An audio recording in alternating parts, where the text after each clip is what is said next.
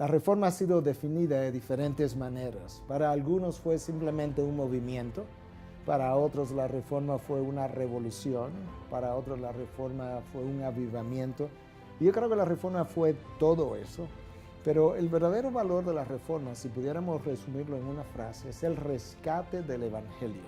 En la época en que la Reforma se produce, el Evangelio había quedado no solamente relegado, estaba completamente distorsionado hasta el punto que la gente no podía ni siquiera obtener salvación, aun si estuviese escuchando la enseñanza de la Iglesia de Roma en ese momento. Por tanto, lo que la Reforma hace es descubrir lo que ya había sido revelado,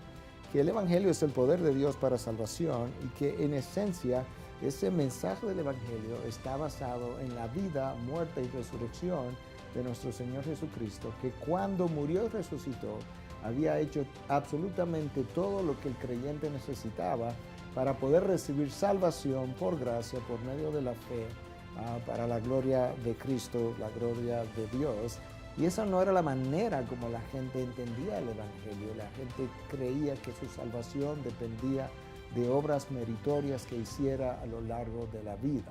De tal forma que nosotros pudiéramos decir que aunque la Reforma logró muchas cosas y cambió toda la cosmovisión incluso de la Iglesia y aún de sociedades, la esencia de la Reforma es el rescate del Evangelio, algo que todavía nosotros necesitamos volver a hacer, sobre todo en el continente latinoamericano, donde quizás un 80% de la población todavía practica una religión que no conoce verdaderamente lo que es el Evangelio conforme a la palabra de Dios.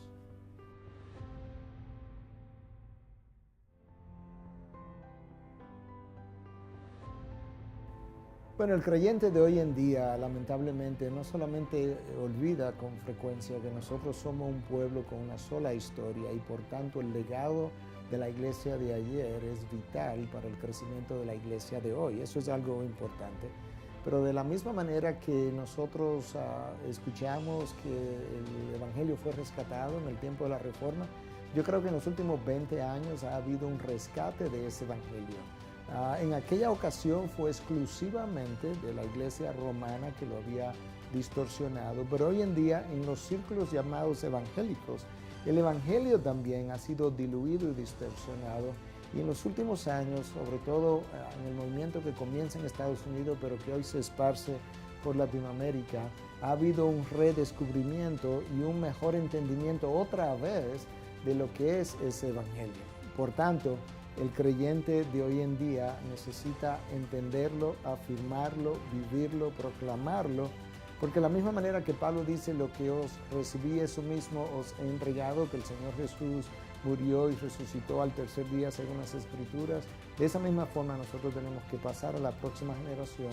el legado del Evangelio de una forma no diluida, de una forma no corrompida, y de esa forma yo creo que entonces el creyente hoy en día necesita otra vez entender que el poder de la iglesia está en el poder del Evangelio y su proclamación.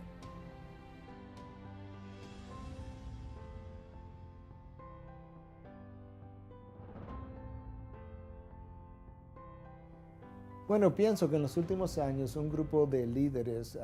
estaba consciente y comenzó a ver los efectos, los estragos que estaban ocurriendo en el seno de la iglesia como fruto de haber olvidado lo que el Evangelio es y de haberlo distorsionado. Ese grupo de líderes se propone entonces comenzar a hacer algo similar, aunque de una manera distinta, a lo que ocurrió en aquella época, y es poder brindarle a la iglesia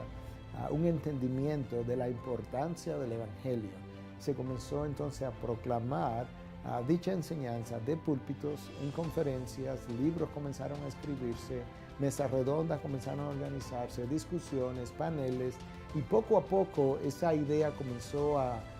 calar en el corazón y en la mente de más y más líderes. Y creo que en medio de todo eso pues han surgido otros movimientos, han surgido coaliciones de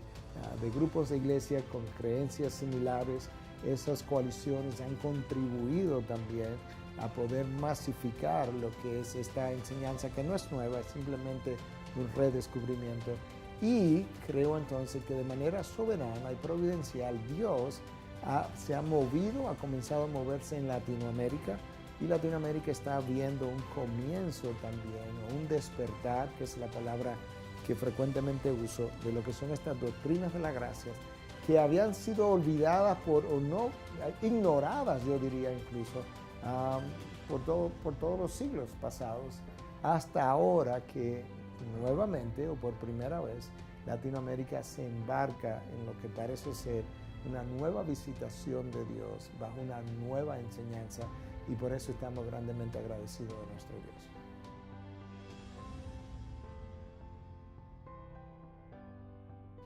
Bueno, si hubo algo que la Reforma hizo, fue colocar a Dios en el centro de la vida de la iglesia y en el centro de la predicación, y poder ver toda la vida a través de una cosmovisión completamente dioscéntrica. Ciertamente el Evangelio pasó a ser el centro de la predicación, la palabra pasó a ser el centro de la vida de la iglesia, pero Dios pasó a ser el centro alrededor de quien giraba toda la vida.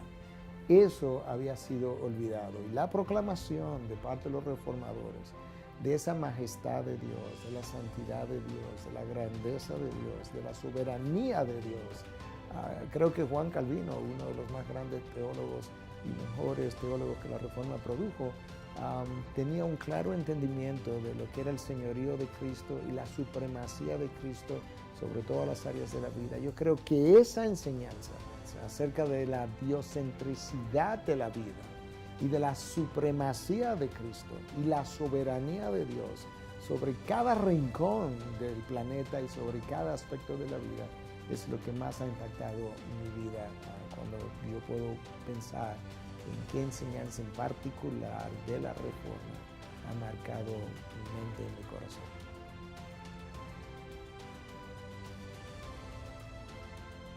Bueno, cuando pienso en los reformadores, creo que tendría que citar a Martín Lutero en primer lugar. Y mucho tiene que ver no simplemente con su teología, porque esa teología la abrazaron otros también, pero el valor, el denuedo, la valentía de levantarse en contra de todo un imperio político, de todo un poder religioso, y de manera solitaria poder desafiarlos, retarlos, encararlos y confiar en el poder de la palabra, no solamente para convencerlos, aunque muchos de ellos quedaron sin ser convencidos, pero para transformar la vida de la iglesia y ver el comienzo de esa transformación.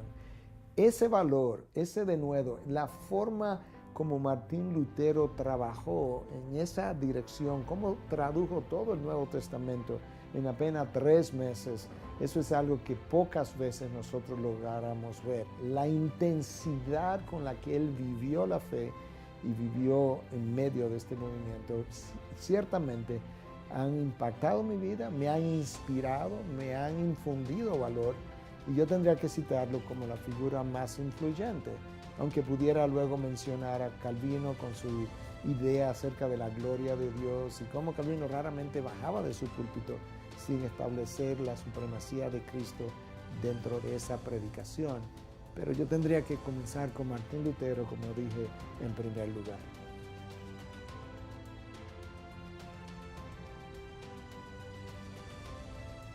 Bueno, si tú eres pastor o estudiante de seminario, yo te invito a que tú puedas ser parte de esto por más de una razón. En primer lugar, yo creo que hay muchas ideas, conceptos teológicos que nosotros necesitamos seguir profundizando, y una manera de hacerlo es volviéndonos a exponer a otros maestros y expositores que pudieran expandir la idea o el entendimiento que ya yo tengo. Esa sería una razón. La otra idea es que si nosotros vamos a crear en Latinoamérica un movimiento, Dios lo crearía, pero si vamos a ser parte de eso, nosotros necesitamos interconexión, necesitamos estar relacionados a otras personas, iglesias, que pudieran creer de manera similar, que pudieran servirme de apoyo, donde yo pudiera quizás buscar ayuda, buscar entendimiento, llamar en una ocasión. Y uno de los mejores beneficios de las conferencias a las que yo he asistido es justamente las conexiones que se crean con nuevas figuras, nuevos nombres, y también poder escuchar el testimonio de lo que Dios está haciendo en otros lugares, con otros ministerios, con otros pastores, porque esos nuevos testimonios nos animan, alimentan nuestra fe, y yo puedo irme refrescado al ver la mano de Dios moverse en tantos lugares diferentes y poder concluir, que es mi conclusión, ciertamente Dios está haciendo algo nuevo en Latinoamérica, y es el fruto de conocer gente y visitar lugares donde yo he escuchado el obrar de Dios en esas otras latitudes.